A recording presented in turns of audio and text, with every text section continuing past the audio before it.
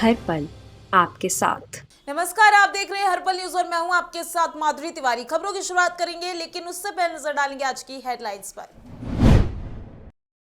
प्रधानमंत्री नरेंद्र मोदी ने पश्चिमी यूपी को दी बड़ी सौगात। जेवर एयरपोर्ट का किया शिलान्यास। बोले दिल्ली, एनसीआर और पूरे देश को होगा लाभ। गोवा में बीजेपी प्रदेश अध्यक्ष जेपी नड्डा की रैली। जेपी नड्डा के ममता बनर्जी पर निशाना। गोवा में प्रचार करने वालों से पूछे बंगाल का हाल।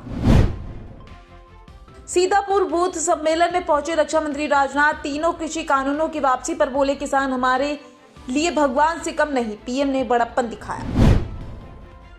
एनएसयूआई कार्यकर्ताओं का पुलिस पर हमला। पुलिस ने भी चलाए डंडे। कमलनाथ बोले शिवराज के इशारे पर हुआ लाठीचार्ज।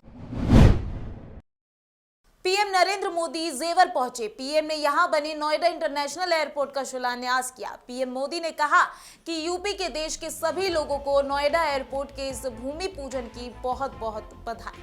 आज इस भूमि पूजन के साथ ही जेवर भी अंतर्राष्ट्रीय मान की तरफ बढ़ रहा है। इसका बहुत बड़ा लाभ दिल्ली, एनसीआर और पूरे देश को होगा। इसके लिए पूरे देश को बधाई देता हूं कि 21वीं सदी का भारत एक से एक आधुनिक इंफ्रास्ट्रक्चर का निर्माण कर रहा है। बेहतर सड़क, एयरपोर्ट, रेलवे स्टेशन का निर्माण हो रहा है। ये सभी लोगों का जीवन बदल कर रख देगा। इस एयरपोर्ट के माध्यम से पहली बार देश में integrated multi modal cargo hub की इसकी भी कल्पना साकार हो रही है। इससे इस पूरे क्षेत्र के विकास को एक नई गति मिलेगी, एक नई उड़ान मिलेगी। हम सभी ये जानते हैं कि जिन राज्यों की सीमा समंदर से सटी होती है, उनके लिए बंदरगाह, पोर्ट बहुत बड़े एसेट होते हैं। विकास के लिए उसकी एक बहुत बड़ी ताकत काम आती है। लेकिन यूपी जैसे लैंडलॉक्ड राज्यों के लिए यही भूमिका एयरपोर्ट की होती है। जेवर एयरपोर्ट के पहले चरण का काम 2024 तक पूरा हो जाएगा। ये एयरपोर्ट दिल्ली के इंदिरा गांधी इंटरनेशनल एयरपोर्ट से 72 किलोमीटर दूर होगा। ये एशिया का सबसे बड़ा हवाई अड्डा, fast net zero emission airport होगा, यानी प्रदूषण से पूरी तरह मुक्त होगा। इस एयरपोर्ट का सबसे पहले प्रस्ताव साल 2001 में यूपी के तत्कालीन मुख्यमंत्री राजनाथ सिंह ने रखा था। बाद में मायावती सरकार ने भी इस प्रस्ताव को आगे बढ़ाया और प्रस्ताव एयरपोर्ट के लिए 2000 एकड़ जमीन का अधिग्रहण किया।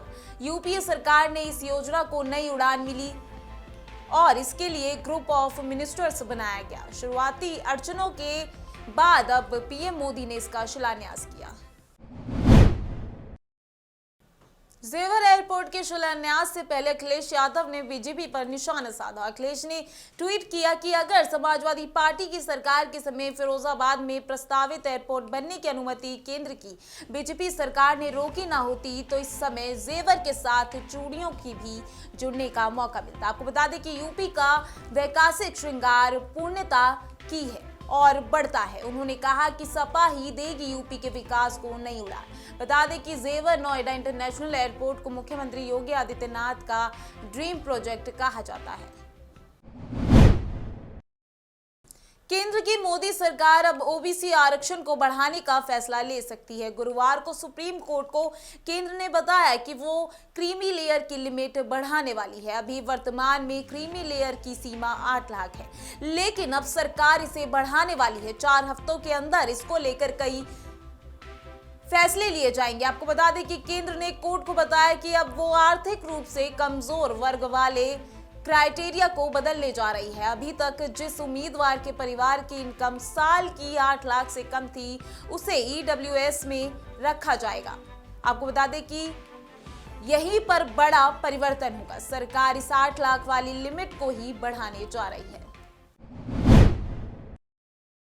राष्ट्रपति रामनाथ कोविंद 2 दिन के दौरे पर कानपुर में हैं। आज इस शहर में उनका दूसरा दिन है, लेकिन इस बीच उनकी सुरक्षा को लेकर बड़ी चूक हुई है। व्हाट्सएप पर वो डॉक्यूमेंट्स लीक हो गए हैं जिनमें उनकी पूरे दिन के प्लान की जानकारी थी। इस मामले में अब पुलिस ने जांच के आदेश दिए हैं। पुलिस ने बुधवार को बताया कि दस्तावेज जिसमें सुरक्षा के बारे में जानकारी, बलों की तैनाती और राष्ट्रपति के शिरकत वाले स्थान जैसी जानकारियां थी, वरिष्ठ अधिकारियों को वितरित किया गया था, लेकिन यह कुछ व्हाट्सएप ग्रुपों पर प्रसारित पाया गया है, जिसके बाद कानपुर के पुलिस आयुक्त असीम अरुण ने मामले की जांच के आदेश दे दिए हैं। अवध क्षेत्र के बूथ सम्मेलन में पहुंचे रक्षा मंत्री राजनाथ सिंह ने कहा कि सीतापुर आध्यात्मिक और सूफी संतों की धरती है। गन्ना किसानों का संपूर्ण भुगतान किया है। किसान को हम लोगों ने भगवान माना है। 3 कृषि कानून संसद में पास हुए थे, इनका विरोध किया गया। प्रधानमंत्री ने बड़प्पन दिखाया, इनको वापस ले लिया गया। हम सत्ता में रहे या ना रहे, किसानों का उत्पीड़न नहीं कर सकते। किसानों के सामने हमारा सिर झुका है। गैर भाजपाई सरकारों में किसानों पर गोलियां चली। सपा सरकार ने राम भक्तों पर गोलियां चलाई हैं। हम ना किसानों पर गोली चला सकते हैं, ना राम भक्तों पर। धर्म, जाति, मजहब के आधार पर सत्ता नहीं चाहते। ये सत्ता मंजूर नहीं, ये सपा ही कर सकती है। उत्तर प्रदेश भारतीय जनता पार्टी के अध्यक्ष, जिनको आपने अभी थोड़ी ही देर पहले सुना है और जिन्होंने उत्तर प्रदेश में भारतीय जनता पार्टी को एक ऊंचाई देने का काम किया है, ऐसे भाजपा के प्रदेश अध्यक्ष श्री स्वतंत्र देव सिंह जी, प्रदेश के उप मुख्यमंत्री और शिक्षा के क्षेत्र में जिन्होंने एक क्रांति लाने का काम किया है, ऐसे डॉक्टर दिनेश जी शर्मा, पार्टी की उपाध्यक्ष श्रीमती रेखा वर्मा जी, प्रदेश के संगठन मंत्री, जिन्होंने एक संगठन का मजबूत ढांचा, प्रभावी ढांचा, क्रियाशील ढांचा इस उत्तर प्रदेश में खड़ा किया है, ऐसे श्री सुनील जी बंसल और केंद्रीय राज्य मंत्री श्री कौशल किशोर जी, श्री अजय जी मिश्र और उत्तर प्रदेश सरकार के मंत्री श्री रमापत जी शास्त्री, श्री ब्रजेश जी पाठक, श्री मुकुट बिहारी जी वर्मा, डॉक्टर महेंद्र सिंह, श्रीमती स्वाति सिंह और श्री पलटू राम जी। बीजेपी अध्यक्ष जेपी नड्डा ने कहा कि गोवा ने कोविड टीकाकरण के पहले डोज का 100% टारगेट पूरा कर लिया है। उन्होंने कहा कि टीकाकरण कवरेज के चलते यहां पर्यटन भी बढ़ रहा है। बता दें कि नड्डा ने गुरुवार को गोवा के वाल्पो में पार्टी कार्यकर्ताओं को संबोधित किया। इस मौके पर उन्होंने कहा कि आजकल कई पार्टियां गोवा में प्रचार करके लुभाने का काम कर रही हैं। इसके साथ ही नड्डा ने विपक्ष पर जमकर हमला बोला। अपने गोवा की बात करूं तो अटल सेतु ब्रिज जो 2019 में बन गया और इसमें लगभग 66,000 लोग कम्यूटर्स को इसमें फायदा हुआ है। 66,000 कम्यूटर्स को फायदा हुआ। इस बात को हमको ध्यान में रखना। अगर हम न्यू जुआरी ब्रिज की बात करें तो वह भी 2,701 करोड़ रुपए की लागत से 13.64 किलोमीटर का काम चल रहा है और बहुत जल्द वह भी जनता को समर्पित हो जाएगा। अगर हम मोपा इंटरनेशनल एयरपोर्ट की बात करें तो मोपा इंटरनेशनल एयरपोर्ट भी बहुत जल्द गोवा की जनता को प्रधानमंत्री मोदी जी के द्वारा समर्पित किया जाएगा। यह भी आपको मैं विश्वास दिलाना चाहता हूं। यह है विकास की कहानी। और अगर मैं कहूं सागरमाला प्रोजेक्ट में तो 3,000 करोड़ रुपए उसमें खर्च हुए हैं। इंटरसिटी बस सर्विसेज में 150 बसेस और ये बसेस इलेक्ट्रिक बसेस जो दी गई हैं, इसकी भी व्यवस्था गोवा के लिए की गई है। हैदराबाद सांसद ओवैसी गुरुवार दोपहर में करीब 2 बजे शोषित वंचित समाज के सम्मेलन में हिस्सा लेने जौनपुर पहुंचे। ये रैली जिला मुख्यालय से 21 किलोमीटर दूर खेतसराय क्षेत्र संबुलपुर गांव में हुई। रैली में डीएस बिंद्रा, पूर्व सांसद अतीक अहमद की पत्नी शाइस्ता परवीन, पूर्वांचल प्रभारी हाजी इशरार अहमद, मऊ जिला अध्यक्ष आसिफ समेत कई नेता मौजूद रहे। रैली के दौरान ओवैसी ने बीजेपी और कांग्रेस पर जमकर हमला बोला। जौनपुर के खेता सराय पहुंचे ओवैसी जौनपुर में रैली को किया संबोधित।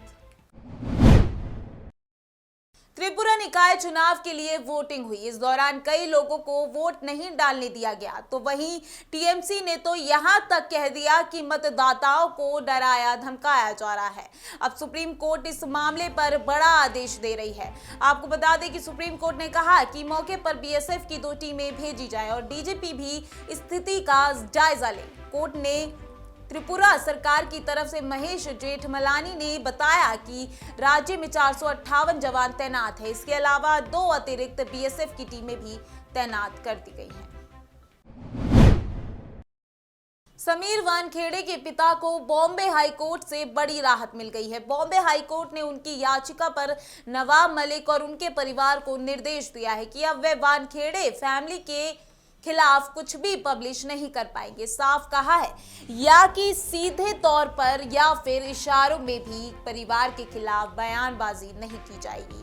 बता दें कि समीर वानखेड़े के पिता ने बॉम्बे हाई कोर्ट में याचिका डाल अपील की थी कि नवाब मलिक द्वारा उन पर और उनके परिवार के खिलाफ फिजूल की बयानबाजी नहीं की जाए। उन्होंने इस पर रोक लगाने की अपील की थी।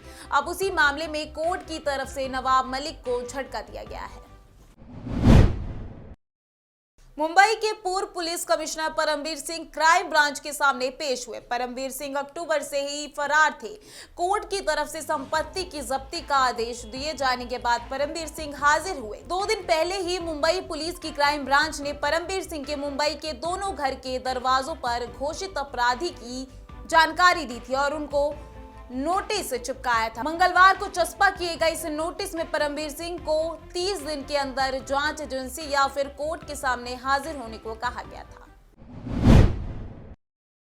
शिक्षा बचाओ देश बचाओ को लेकर प्रदर्शन कर रहे एनएसयूआई कार्यकर्ताओं ने सीएम आवास घेरने की कोशिश की। बैरिकेडिंग पर पहुंचकर कार्यकर्ताओं ने पुलिस पर पथराव कर दिया। इसके बाद पुलिस ने भी एनएसयूआई कार्यकर्ताओं को लाठीचार्ज कर खदेड़ा। लाठीचार्ज में एनएसयूआई के प्रदेश सचिव अभिमन्यु तिवारी समेत कई कार्यकर्ता घायल होने की खबर है। आपको बता दें कि कार्यकर्ताओं को हिरासत में लेकर वाहनों में बिठा लिया। इससे भगदड़ मच गई। लाठीचार्ज पर प्रदेश कांग्रेस कमेटी के अध्यक्ष कमलनाथ ने कहा कि शांतिपूर्ण प्रदर्शन कर रहे हजारों छात्रों पर शिवराज सरकार के इशारे पर पुलिस ने बर्बरता पूर्वक लाठीचार्ज किया।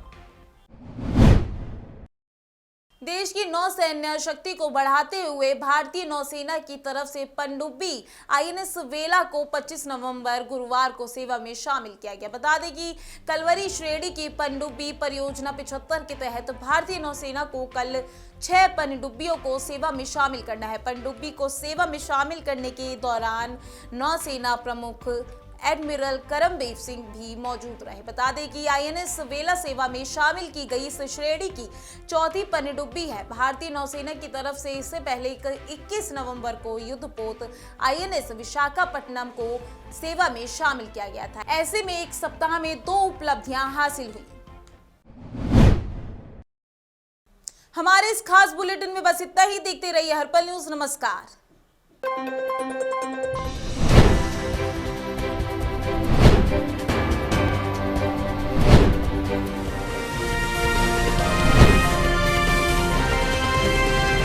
हर पल आपके साथ।